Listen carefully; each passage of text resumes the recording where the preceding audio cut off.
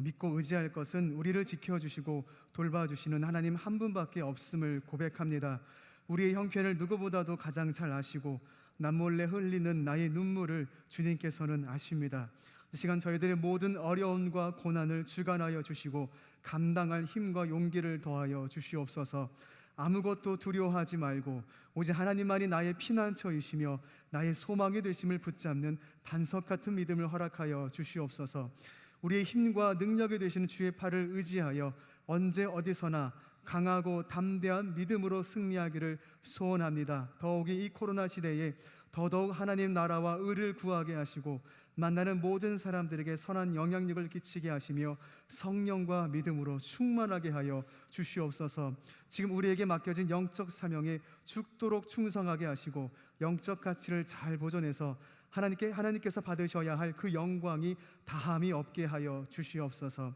이 시간 마음과 정성을 다해 올려드리는 귀한 예물이 있습니다. 11조 신앙을 바치오니 하늘문을 여셔서 한없는 은혜와 소망을 더하여 주시옵소서. 손실을 가져오는 모든 메뚜기는 금하여 주시고 손의 수고로 얻는 결실이 그치지 않게 하여 주시옵소서. 감사의 고백을 올려드립니다. 감사의 이유가 끊이지 않게 하시고 지금 어려운 때이지만 감사하는 삶을 통해 상황과 환경을 극복할 만한 굳센 믿음을 허락하시옵소서. 하나님께 감사하는 그 고백이 모든 어려움을 이겨내는 능력이 되게 하여 주시옵소서. 1,000번째 올려드립니다. 가장 좋은 길을 보여주시고 종들의 간절한 기도와 소원에 복된 응답 허락하여 주시며 하나님이 기뻐하시는 순결한 1,000번째 되게 하여 주시옵소서. 오늘 예배를 주님 기쁘게 받아주시옵고 예수 그리스도의 이름으로 기도하옵나이다. 아멘.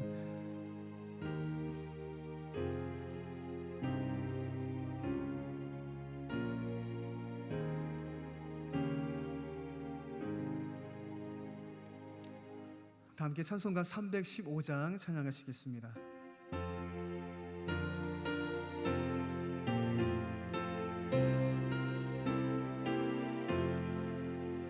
내 주 되신 주를 참 사랑하고 곧 그에게 죄를 다 고합니다. 그는 은혜를 주신 내 예수시니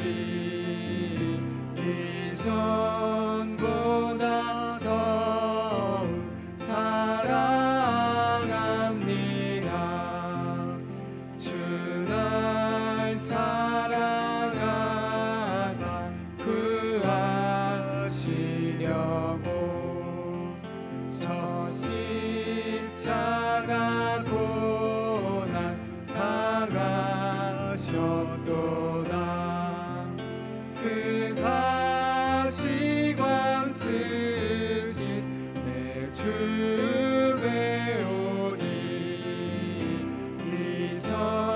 이전보다 더욱 사랑합니다. 내 평생을 힘쓸 그 의문에 주 예수의 덕을 늘 기림이라.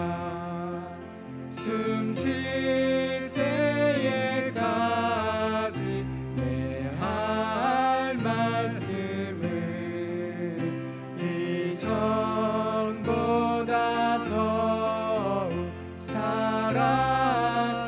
사랑합니다. 그 영광의 나라 더 들어가서 그 풍성한 은혜 늘 감사하리. 금면류관 쓰고 나 찬송할 만 이전보다 더욱 사랑합니다. 아멘. 오늘 우리에게 주시는 하나님의 말씀을 보겠습니다. 요한복음 21장 15절에서 17절까지의 말씀입니다. 신약성경 185쪽 근처에 있습니다. 요한복음 21장 15절에서 17절의 말씀을 15절, 16절 한 절씩 봉독하시고 17절은 같이 교독하는 것으로 말씀을 마음에 받도록 하겠습니다. 제가 15절 말씀 먼저 봉독하겠습니다. 그들이 조반 먹은 후에 예수께서 시몬 베드로에게 이르시되 요한의 아들 시몬아 내가 이 사람들보다 나를 더 사랑하느냐 하시니 이르되 주님 그러하나이다. 내가 주님을 사랑하는 줄 주님께서 아시나이다. 이르시되 내 어린 양을 먹이라 하시고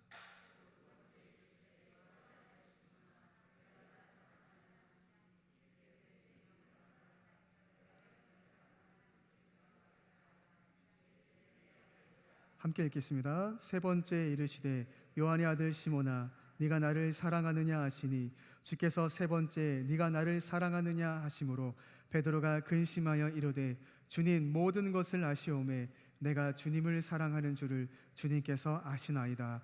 예수께서 이르시되 내 양을 먹이라. 아멘. 이 말씀은 우리들을 위한 하나님의 축복의 말씀입니다.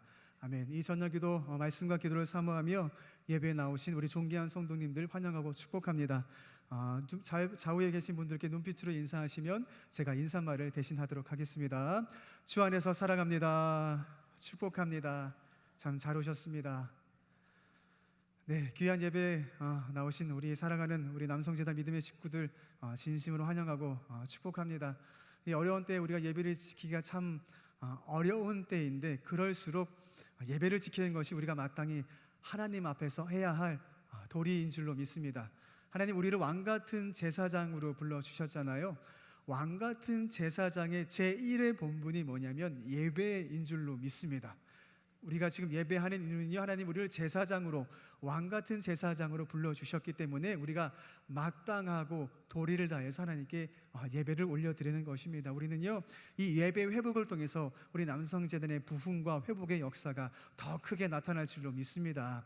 또 이와 더불어서 우리가 하나님께 맡겨질 영적 사명은요 결코 끊어지지 않는 줄로 믿습니다. 우리는 해야 할 일이 있습니다. 한 영혼을 마음에 품어야 하고요, 주의 말씀도 우리 마음에 새겨야 합니다. 그래서 우리가 태신자 작정 사역도 하고 있고 또 성경 필사도 우리가 진행하고 있지 않습니까? 이것은 의무를 넘어선 우리 영적 사명입니다.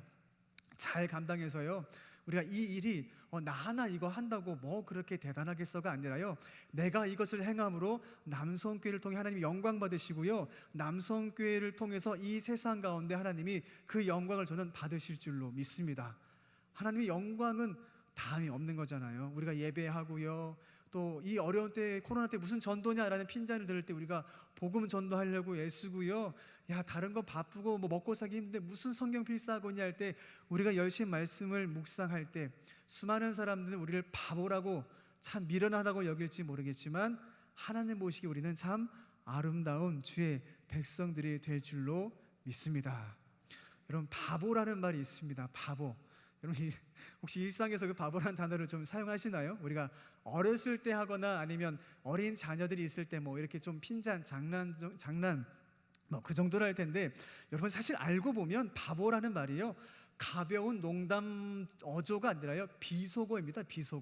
비속어라는 건 굉장히 거치고 얕잡아 보는 말이라는 걸 제가 이 사전적 의미를 말씀드리면 깜짝 놀라실 겁니다. 바보라는 사전적 의미가 뭐냐면요, 지능이 부족하여 정상적으로 판단하지 못하는 사람을 낮잡아 이르는 말, 또는 어리석고 멍청하거나 못난 사람을 욕하거나 비난하여 이르는 말.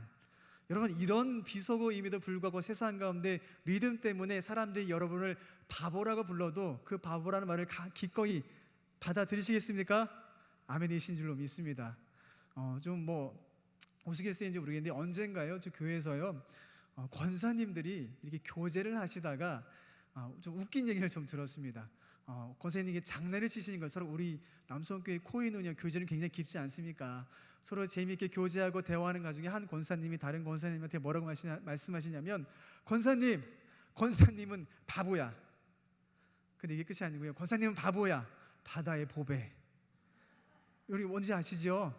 저는요 그 권사님은 바보야 때는 정말 화가 난 줄 알았어요. 근데 그게 아니라 권사님은 바보야, 바다에 보배 하는데 그 분위기가 더 화기애애지는 거예요. 이 바보란 말이 사전적 의미로는 비속어이고 얕잡아 볼 수 있는 말도 있지만 때로는 그 말을 하는 사람의 마음판에 따라서 좋은 말로, 긍정적인 말로 다른 사람에게 좋은 의미로도 사용될 수 있다라는 거예요. 여러분 바보라는 말의 기원 아십니까? 바보라는 말의 기원이요, 밥보예요. 밥보. 일하지 않고 밥만 축내는 사람. 그러니까 원래 바보란 말이 이게 좋지 않은 뜻을 갖고 있었는데 이게 현대사회에 와서는 좋은 의미로 사용되고 있어요. 여러분 혹시 바보라는 말로 긍정적이고 좋은 의미로 사용되는 경우가 혹시 뭐가 있으세요? 딸을 가지고 있는 딸이 있는 아빠가 딸에게 어떻게 하죠? 딸 바보. 좋은 의미지 않습니까? 어느 복지단체의 이름이 뭐냐면요, 바보의 나눔이더라고요. 그러니까 그냥 막 퍼준다는 바보의 나눔, 이런 뜻이 있는 거예요. 일편단심 사랑, 여러분 이렇게도 표현합니다. 바보 사랑. 그저 그냥 뭐 따지지 않고 그냥 난 네가 너무 좋아할 때 일편단심 사랑을 바보 사랑 이렇게도 한다는 거예요. 이런 경우도 있습니다. 1989년도에 서울대 교수였던 화가 김병조 씨는요, 바보 예수라는 그림을 그린 적이 있습니다. 좀 불쾌하십니까? 바보 예수, 아니 예수님이 바보라니. 나쁜 의미로 하는 것이 아니고요, 우리를 위해서 그저 희생의 글을 꿋꿋이 걸어가신 그 예수님의 모습을 보고 이 김병조라는 화가분이 바보 예수라는 그림을 그렸다는 거예요. 제가 서두부터 왜 이렇게 바보라는 얘기를 말씀드리냐면, 여러분 지금 우리는 코로나의 시기를 보내고 있습니다. 굉장히 어렵습니다. 많은 생각을 하게 되고요, 많은 계산적인 걸 할 수도 아마 있을지 모르겠습니다. 그런데 이런 상황 가운데 우리를 향하신 하나님의 사랑이 어떠한 사랑인지, 또 하나님을 향한 우리의 사랑이 어떠한 사랑이 되어야 하는지, 그 사랑에 대해서 한번 되돌아보면 좋겠는데, 그 바보라고 하는 그 축을 가지고 한번 그 사랑을 한번 생각해 봤으면 좋겠다 싶어서 여러분에게 좀 장황하게 좀 말씀을 드렸습니다. 여러분 성경에는요, 하나님께서 우리를 향하신 그 사랑이 얼마나 위대하고 놀라운지 잘 증언하고 있습니다. 우리 요한 1서 3장 1절 너무나 잘 아시는 말씀입니다. 보라, 아버지께서 어떠한 사랑을 우리에게 베푸사 하나님의 자녀라 일컬음을 받게 하셨는가. 우리가 너무 자주 듣고 있는 말씀 아닙니까? 여러분 저기서 어떠한 사랑, 그 사랑이 어떠한 사랑입니까? 여러분 그 사랑이 어떠한 사랑입니까? 성경 원어적으로 보면 아가페 사랑입니다. 아가페 사랑. 인간이 측량하기 어려울 정도로 깊고 넓고 높은 그 사랑이 바로 어떠한 사랑이라는 거예요. 한번 생각해 봤으면 좋겠습니다. 묵상하는 마음으로 한번 생각해 봤으면 좋겠어요. 하나님께서 저와 여러분에게 어떠한 사랑을 베풀어 주셨습니까? 우리 다시 한번 좀 되짚어 보면 좋겠어요. 하나님께서 저와 여러분이 아가페 사랑을 베풀어 주셨는데, 그 아가페라는 사랑이 그 이론적이거나 막연한 것이 아니라 정말 내 영혼 가운데, 내 삶 가운데 하나님이 어떠한 사랑을 베풀어 주셨는가. 성경은 이렇게 증언하지 않습니까? 죄의 심판으로 인해 죽을 수밖에 없는 죄인들을 구원하시려고 하나님이 독생자 예수 그리스도를 보내주셨습니다. 믿으십니까? 그 하나님은요, 독생자 예수 그리스도를 우리에게 보내주셨습니다. 그 예수 그리스도가 우리 곁에 오셨습니다. 그 예수님은요, 아무 죄가 없으심에도 불구하고 우리 때문에, 나의 죄 때문에 십자가에 못 박혀 죽으셨습니다. 바울의 증언에 따르면요, 이 십자가라고 하는 것은 유대인에게는요 비위에 거슬리는 거고요, 헬라인에게는 미련하다고 하는 말씀이 있습니다. 우리 고린도전서 1장 23절 보시겠습니까? 이게 바울이 증언하는 겁니다. 고린도전서, 우리는 십자가에 못 박힌 그리스도를 전하니 유대인에게는 거리끼는 것이요 이방인에게는 미련한 것이로되. 잠시 화면을 좀 띄워주시면 바울이 경험한 거예요. 바울이 그리스도를 전했습니다. 우리도 그리스도를 전해야 합니다. 우리는 그 사명이 있습니다. 우리는 마땅히 당연히 지금 이 시기 어려운 시기지만 포기하지 말고 예수 그리스도를 전해야 돼요. 어떤 예수 그리스도입니까? 다른 것이 아니고요, 십자가에 못 박힌 그리스도를 전해야 합니다. 그 이면에는 하나님의 사랑으로 저것이 가능했기 때문이에요. 근데 바울도 저 십자가에 못 박힌 그리스도를 전할 때 사람들의 반응이 있습니다. 여러분도 동일한 반응을 겪으실 거예요. 유대인에게는 거리낌을 당했어요. 비유에 거슬리고 불쾌했습니다. 여러분도 복음을 전하면 그런 경험을 하실지도 모르겠습니다. 이방인에게 바울이 복음을 전하니까요, 미련하대요. 여러분 복음을 전하다 보면 다른 사람보다 바보 취급받지 않습니까? 참 이상한 인간이라는 취급받지 않습니까? 바울이 말하는 이방인에게는 미련한 것이다 할 때, 이 미련하는 것이 헬라어 언어가 모리아입니다. 모리아.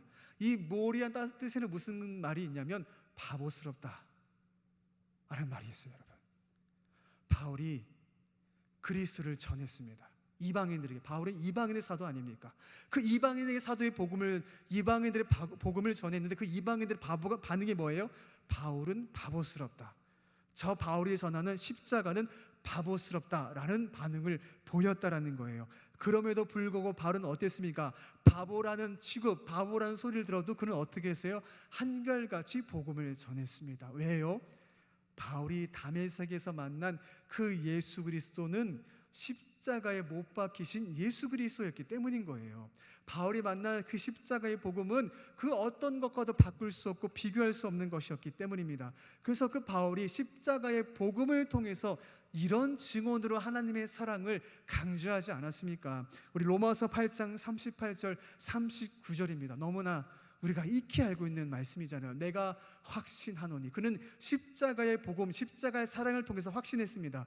사망이나 생명이나 천사들이나 권세자들이나 현재일이나 장래일이나 능력이나 높음이나 깊음이나, 아마 바울은요 한 종이의 열분이 있었다면 아마 더 많이 적었을지도 모르겠습니다.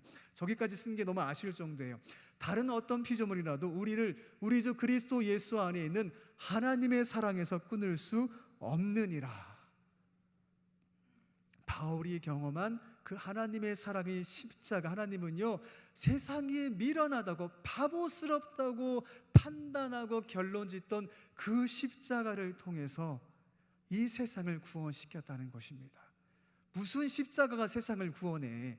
저것은 로마 제국이 큰 죄를 짓거나 노예들에게 처형하는 사형제도에 불과하잖아. 사람들이 그런 시선으로, 그런 세상적인 가치로 바라봤을 때 바울은 영적 가치에 눈을 뜨고 그 십자가의 진리를 깨닫고 나서는 그 안에 하나님의 무한한 한없는 사랑을 깨닫고 나서는 그는 그 사랑을 전하지 않을 수 없다라는 거예요. 그런데 여러분, 그거 아십니까? 그 사랑이 예수님을 배신하였던 베드로에게도 동일하게 주어졌다는 사실입니다. 우리 너무 그 결론을 잘 알고 있기 때문에 마땅히 베드로는 사도이고 구원받기에 마땅하다고 생각하실지 모르겠지만, 베드로가 예수님 부인하는 그 순간만 한번 잘 생각해 보신다면 그는 사실 구원받을 만한 자격이 없지 않습니까? 베드로가 누구예요? 수제자입니다. 예수님의 수제자예요. 그런데 예수님이 유대 병사들에 의해 대제사장의 집에 끌려갔을 때 베드로는 무슨 짓을 저질렀습니까? 그 대제사장 집들에서 3번이나 예수님을 부인했습니다. 여러분, 유다는 한 번 부인했잖아요. 유다는 한 번 부인했습니다. 하지만 여러분, 베드로는요 무려 3번이나 부인했다는 거예요. 복음서는요 그가 심히 통곡했다라고 증언합니다. 그가 통곡하고 있는 동안 여러분, 십자가는 우뚝 솟았고요, 그리스도는 십자가에 못 박히셨고 죽으셨습니다. 그리고 그리스도는 부활하셨습니다. 자, 여러분, 이제 질문을 좀 해봐야 합니다. 부활하신 예수님은 이 배교자를 어떻게 하실까요? 어떻게 해야 마땅합니까? 어떻게 해야 정의롭습니까? 그 베드로는요 사도의 자격을 유지할 만한 권한이, 어떤 권리가 있습니까? 한번 여러분 상상을 한번 생각해 보셨으면 좋겠습니다. 그런데 여러분, 그 아시나요? 공간복음서 어디에도요 이 베드로가 어떻게 회복에 대해서 사도행전에서 3,000명을 대상으로 복음을 전했는지 설명하지 않지만요, 유일하게 요한복음서에는 베드로가 어떻게 회복을 했는지를 자세히 설명하고 있고요. 그게 오늘 본문의 이야기입니다. 오늘 본문 21장은요 십자가 사건 이후에 베드로와 제자들이 갈릴리 바닷가로 가서 어부 생활을 다시 시작하게 됩니다. 그 자리에 베드로가 있었습니다.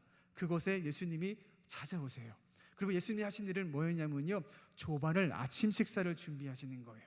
그래서 예수님이 베드로와 다른 제자들과 함께 맛있게 아침 식사를 하세요. 그리고요 갑자기 카메라 앵글이 마른 제자들을 향해서 비쳤던 것이 예수님과 베드로 단 2사람에게만 카메라 앵글 초점을 맞추면서 오늘 본문 15절부터 이야기가 이제 시작되고 있는 겁니다. 우리 15절, 16절, 17절에서 예수님 베드로에게 3번에 거쳐서 이렇게 물어보시지 않습니까? 요한의 아들 시몬아, 네가 이 사람들보다 나를 더 사랑하느냐? 요한의 아들 시몬아, 네가 나를 사랑하느냐?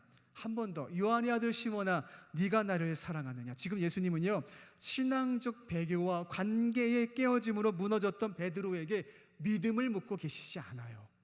믿음을 묻고 계시지 않습니다. 사랑을 묻고 계십니다.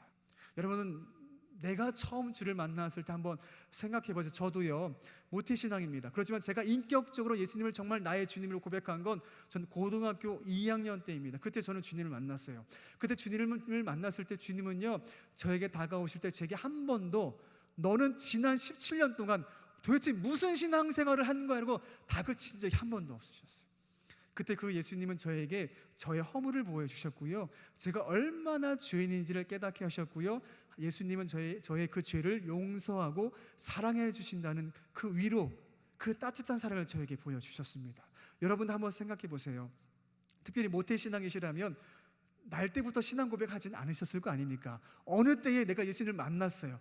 내가 내 이성적으로, 내 자발적으로, 내 능동적으로 예수님을 신앙적으로 고백하지 않았습니까? 그때 예수님이 여러분에게 믿음을 물어보셨습니까? 지금 네 믿음의 수준이 어떠냐, 너 예전에 믿음이 어땠냐 물어보십니까? 아니에요. 사랑을 물으십니다. 사랑을 보여주십니다. 그 예수님은 우리 그렇게 저는 만났습니다. 예수님 말씀하신 그 사랑도요, 마찬가지입니다. 이 사랑, 아까 죽기까지 사랑하셨던 그 고백처럼 아가페 사랑입니다. 누군가를 위해 아무것도 바라는 것 없이 나의 목숨이나 전부를 버려도 전혀 아깝지 않은 그 사랑, 예수님 베드로를 위해 죽으신 그 사랑이 아깝지 않은 그 사랑으로 네가 나를 사랑하냐고 예수님이 묻고 계신다는 거예요. 너 나 사랑했었냐? 너 공생애 3년 동안 나 다니면서 나 사랑했었냐? 그거 과거 시제로 물어보신 장면이 아닙니다. 자, 너 내가 이번에 용서할 테니까 앞으로 너 이제 저 예루살렘 가서 복음 전할 만큼 나 사랑할 거냐? 이제 앞으로 잘할 거냐? 미래 시제로 물어보시는 게 아니에요. 베드로야, 너 지금 나를 사랑하느냐? 본문은 현재 시제로 묻고 있는 겁니다.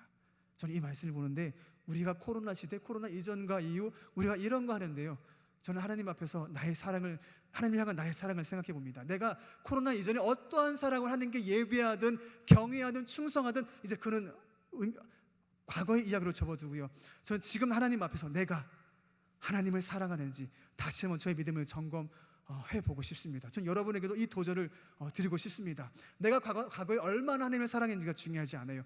그 코로나 시대를 보내고 있는 이 가운데 우리가 자유하게 마음껏 신앙생활을 하지 못하는 그 여러 가지 환경과 어려움이 있지만, 상황이 있지만, 그럼에도 불구하고 지금 나의 믿음을 하나님을 향한 그 사랑은 지금 하나님을 정말 진정으로 나를 사랑하고 있는지 예수님 베드로에게 물어보셨던 것처럼 지금 예수님이 여러분에게 물어보고 계십니다. 우리가 어떻게 대답하겠습니까? 여러분, 특별히 또 주목할 것이 있습니다. 예수님이 베드로에게 물으신 이 질문들 가운데 여러분 이상한 거 하나 좀 발견하지 않으셨습니까? 세 가지 질문 가운데 첫 번째 질문은요, 두 번째, 세 번째가 좀 다르다는 거예요. 한번 15절 한번 좀 보시겠습니까? 15절 말씀 보시면 요한의 아들 시몬아, 네가 이 사람들보다 나를 더 사랑하느냐? 첫 번째 질문 이게 들어갔는데 두 번째, 세 번째 질문은 이 사람들보다라는 것이 나오지 않아요.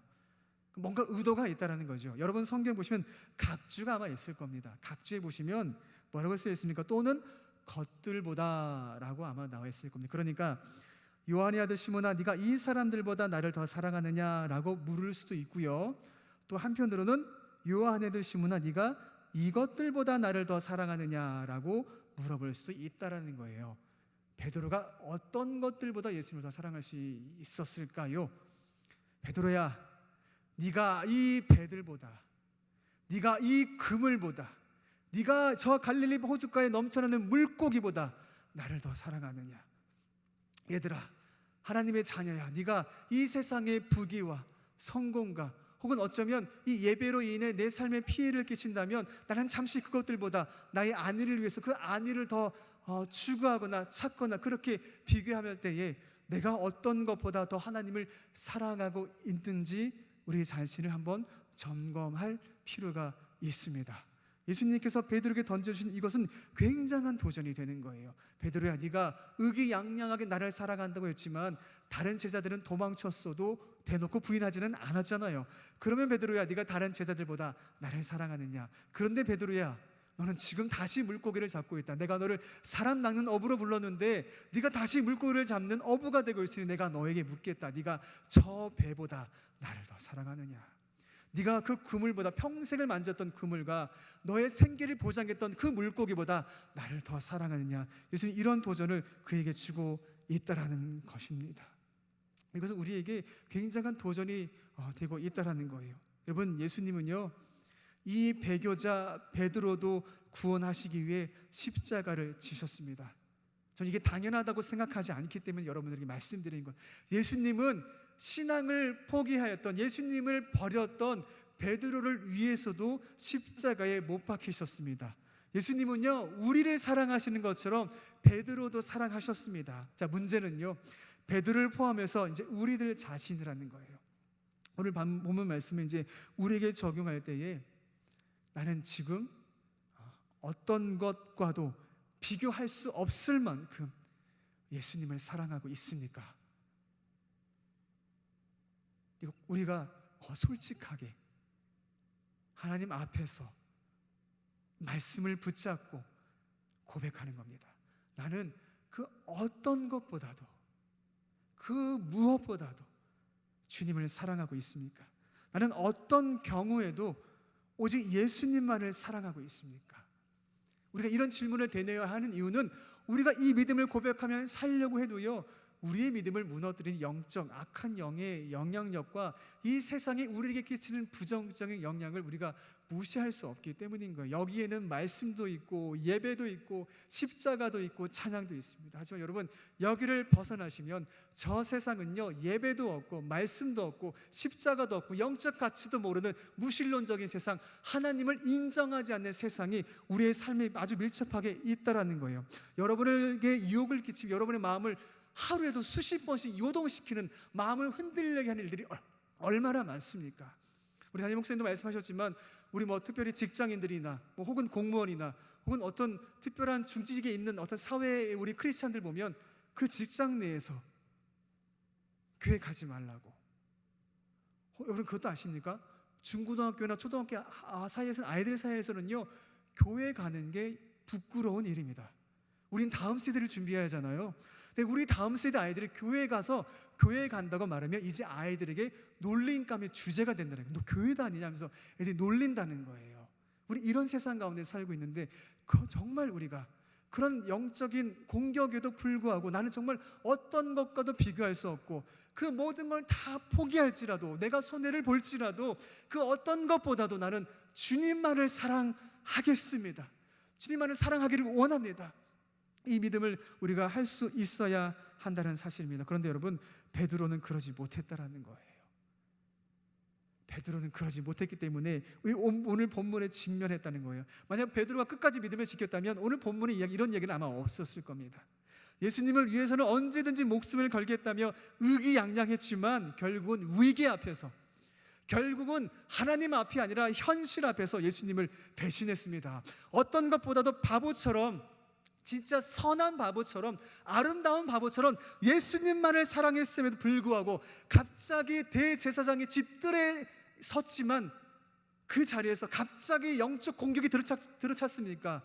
그 제사장의 여종이, 어떤 남종이, 그 세 명이 너 예수님과 따랐던 사람 아니야? 갑자기 들이닥친 영적 공격입니다. 여러분, 베드로는 준비하지 못했어요. 갑자기 들이닥친 영적 공격 왔을 때 베드로는 준비하지 못했던 거예요.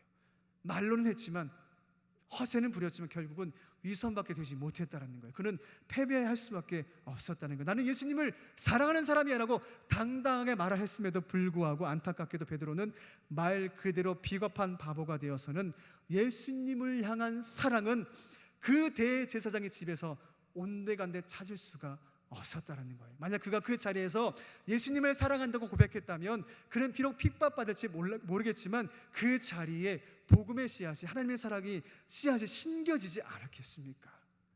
우리 오스왈드 챔버스 목사님이요, 주님을 사랑하고 있습니까? 라는 글귀 보면 이런 메시지를 전합니다.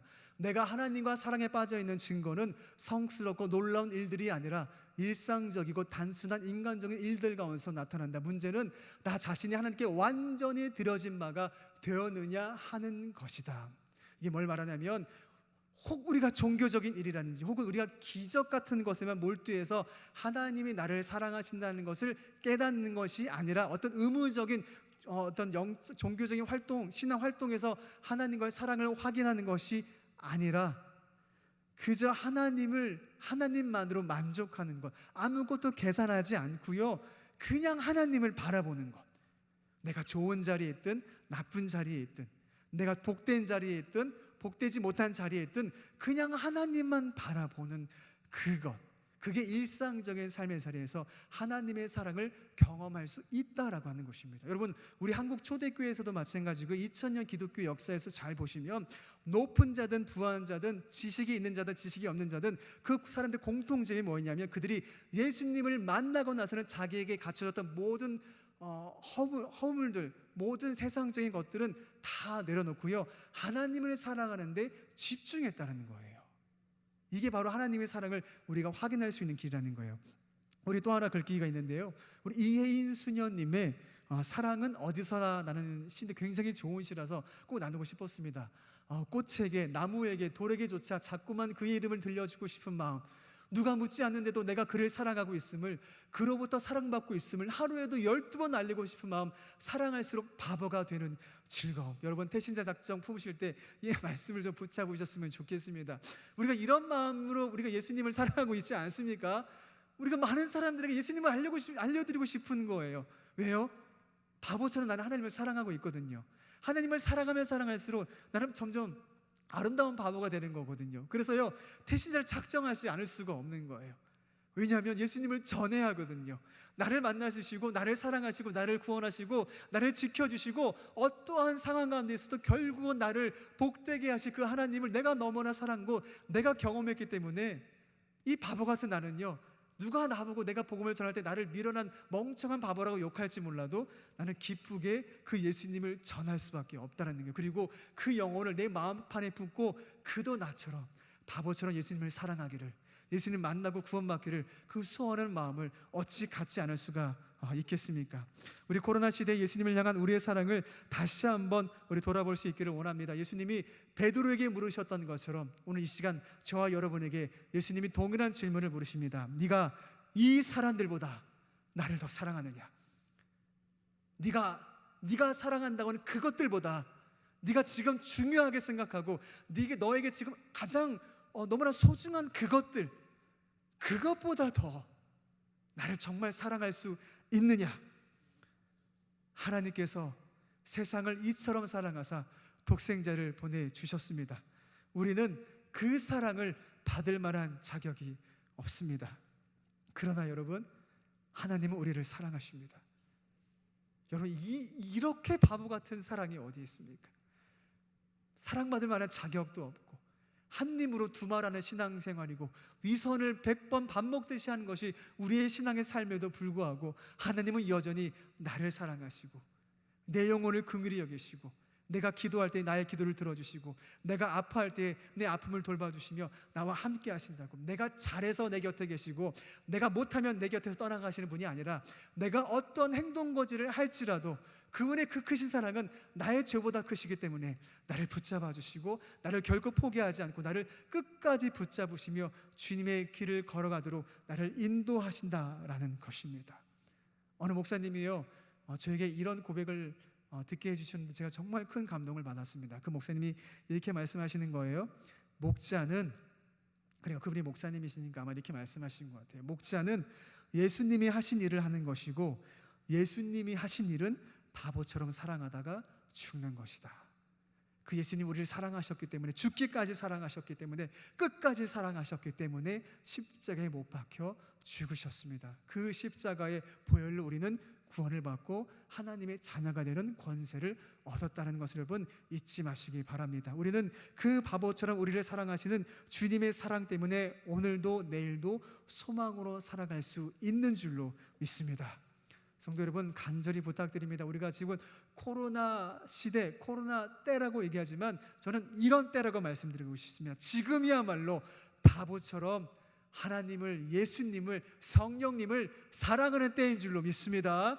세상에 무슨 말로 우리 영적 가치를 폄하하고 무너뜨리고 우리의 마음을 흔들리게 할지라도 우리는 지금이야말로 아름다운 바보가 되어서 끝까지 하나님만을 사랑하고 끝까지 예수 그리스도만 드러내고 우리의 삶도 끝까지 예수 그리스도의 제자된 삶으로서 하나님의 영광을 드러내는데 조금 더 우리가 부족함이 없게 하여서 우리의 삶의 자리에서 날마다 하나님의 선한 영향력을 끼쳐드림으로 우리 남성재단이 이 남현동과 이 관악구와 이 대한민국과 이 땅끝까지 이 코로나 시대에도요 예수 그리스도의 구원의 복음을 전파하는, 하나님 보시기에 참 바보 같지만 남성교회야, 남성교회 믿음의 자녀들아, 참 바보 같다.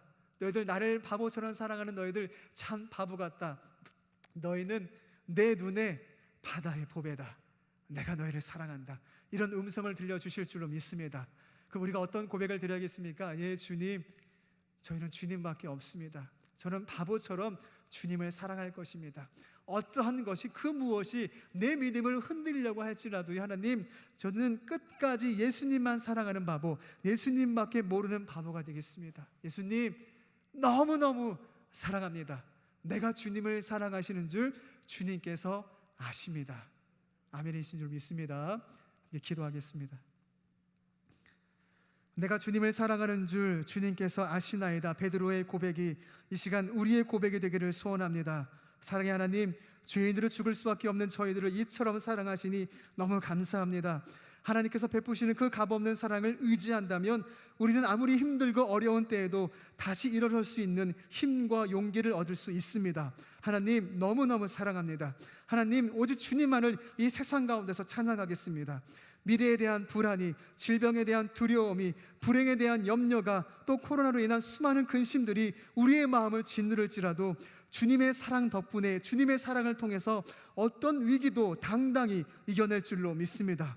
주님께서 우리를 사랑하시니 우리가 사나 죽으나 주님의 것이 되게 하여 주시옵소서.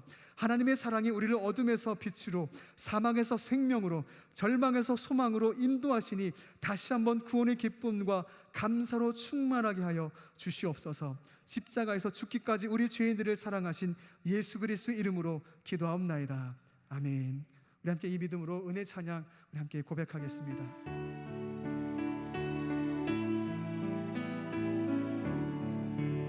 갈릴리 바닷가에서 갈릴리 호숫가에서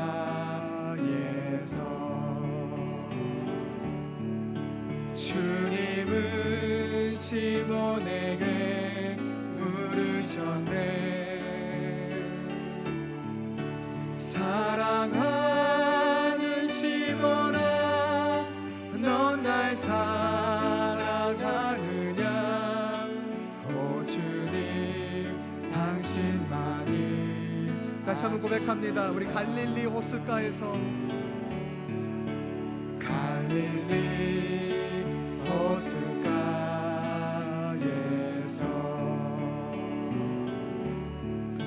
주님은 시몬에게 물으셨네. 사랑하는 시몬아, 사랑하는 시몬아, 넌 날 사랑하느냐?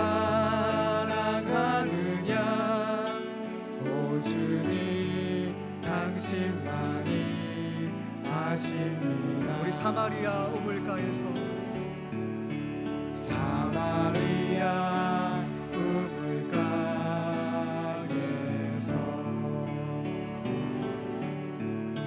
주님은 여인에게 물으셨네. 사랑하는 여인아, 넌 날 사랑하느냐? 오 주님. 우리 자신의 이름을 넣어서 다시 한번 고백합니다. 우리 사랑하는 아무개야, 넌 날 사랑하느냐? 우리 자신의 이름을 넣어서 사랑하는 승호야, 넌 날 사랑하느냐? 오 주님, 당신만이 하십니다. 아멘. 우리 우리 교회 소식을 전해드리겠습니다. 우리 9월과 10월은 계속해서 태신자 작정 사역을 위해 기도합니다. 우리와 같이 예수 그리스도를 영접하여 구원의 복을 누리기 원하는 우리 수많은 대상자들과 또 코로나19로 인해 오랫동안 예배당 공동체 예배 나오지 못하고 있는 우리 구역 선교회 또 사역 부서들의 식구들을 마음에 품고 함께 기도하는 태신자 작정 사역이 되기를 바랍니다. 우리 전교인 성경 쓰기가 진행 중에 있습니다. 코로나19 상황 속에서도 우리의 삶에 베풀어 주신 하나님의 은혜를 기억하며 필사에 꼭 참여해 주시고 함께 이 재단에 봉헌할 수 있기를 바랍니다. 특별 이벤트가 있습니다. 성경 66권 중에 한 권 또는 그 이상으로 필사를 하신 경우에 교회에서 예쁘게 제본해 드립니다. 꼭 도전하셔서 예쁘게 제본도 하시기를 바랍니다. 언택트 소그룹 안내입니다. 코로나19가 종식될 때까지 대면 모임의 지속적 제한이 불가피한 상황입니다. 그래서 믿음의 식구들과 온라인 공간에서 함께 얼굴을 마주하는 언택트 소그룹 사역을 시작했습니다. 또 이제 돌아오는 우리 수요일 오전 10시부터 수요 언택트 교구별 중보 기도 모임이 있습니다. 각 교구 구역장님들과 신청하신 분들께는 보내드린 문자 링크를 보내드릴 텐데요. 클릭하시면 참여하실 수 있습니다. 많은 동참 부탁드리겠습니다. 또 나머지 소식은 오전에 나눠드린 주보를 잘 확인해 주시기 바랍니다. 다 함께 일어나셔서 우리 파송의 찬양 부르시겠습니다.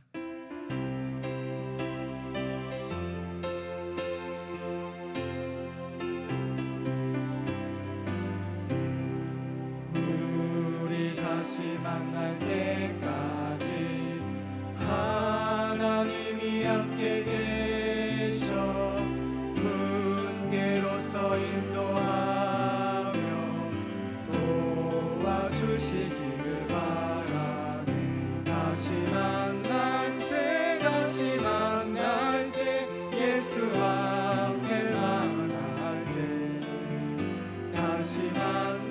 때 다시 만날 때 그때까지 계신 바라네 우리 다시 만날 때까지 하나님이 함께 계셔 한 때마다 보호하며 양식 주시기를 바라네 다시 만날 때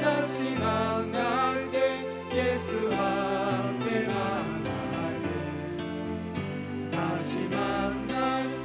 다시 만날 때 그때까지 계신 바라네 우리 다시 만날 때까지 하나님이 함께 계셔 위태한 일 면케하고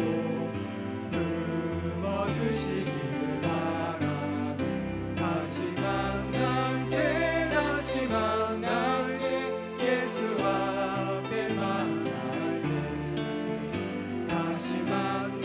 때 다시 만날 때 그때까지 계신 바라네 우리 다시 만날 때까지 하나님이 함께 계셔 사망 권세 이기도록 지켜주시기를 바라네 다시 만날 때 예수 앞에 만날 때 다시 만날 때 그때까지 계신 바라네 우리 주 예수 그리스도의 십자가 은혜와 아버지 하나님의 따뜻한 사랑과 보혜사 성령님의 보호하심과 인도하심이 예수 그리스도를 나의 주인이요 구원자로 믿고 오직 예수님만 사랑하며 이전보다 더 사랑하기를 결단하는 남성재단 믿음의 식구들 그 머리 위에 영원토록 함께 하시기를 간절히 축원하옵나이다. 아멘.